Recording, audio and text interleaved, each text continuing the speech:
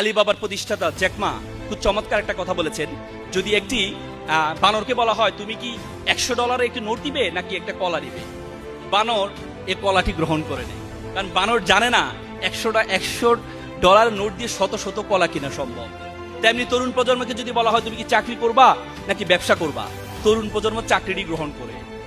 তরুণ প্রজন্ম জানে না ব্যবসা দিয়ে শত শত তরুণকে চাকরি দেওয়া সম্ভব। সুতরাং আজকে তোমাদেরকে চিন্তা করতে হবে তুমি কি করবা, চেঞ্জ করবা নাকি চয়েস করবা।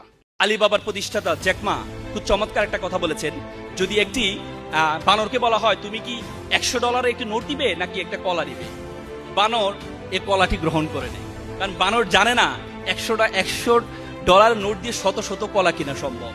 তেমনি তরুণ প্রজন্মকে যদি বলা হয় তুমি কি চাকরি করবা নাকি ব্যবসা করবা, তরুণ প্রজন্ম চাকরিটি গ্রহণ করে। তরুণ প্রজন্ম জানে না ব্যবসা দিয়ে শত শত তরুণকে চাকরি দেওয়া সম্ভব। সুতরাং আজকে তোমাদেরকে চিন্তা করতে হবে তুমি কি করবা, চেঞ্জ করবা নাকি চয়েস করবা।